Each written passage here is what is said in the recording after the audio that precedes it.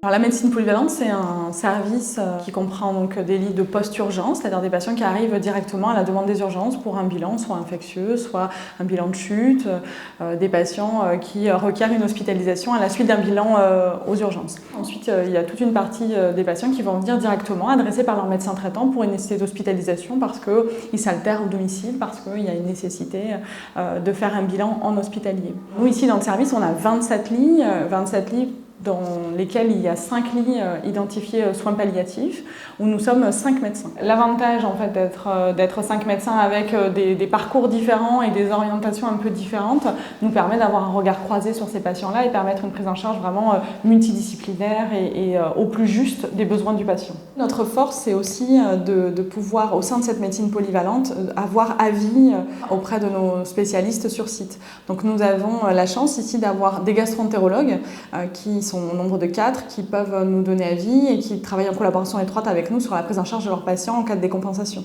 On a également 4 pneumologues qui travaillent avec nous, avec une astreinte journalière aussi pour nous donner avis sur les pathologies respiratoires. Et également une dermatologue qui nous donne avis dans le service et des rhumatologues en collaboration avec leur cabinet de biliaire qui viennent sur site.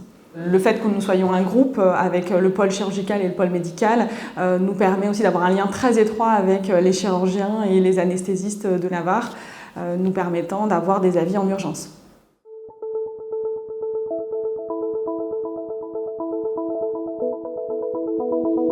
L'hôpital de jour est une création d'il y a 18 mois sur la complémentarité entre l'hospitalisation complète et l'hospitalisation de jour.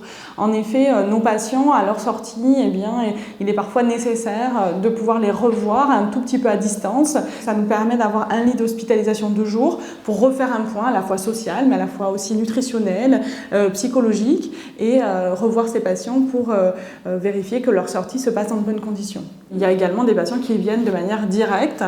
Lorsque, par exemple, il n'y a pas de place en hospitalisation, les médecins traitants nous appellent, ils veulent un avis. Nous les voyons d'abord en sein de l'hospitalisation de jour pour faire un point global en collaboration avec toutes les spécialités du site de Marzé et de Navarre. Ensuite, nous discutons ou pas d'une hospitalisation en fonction après cet avis.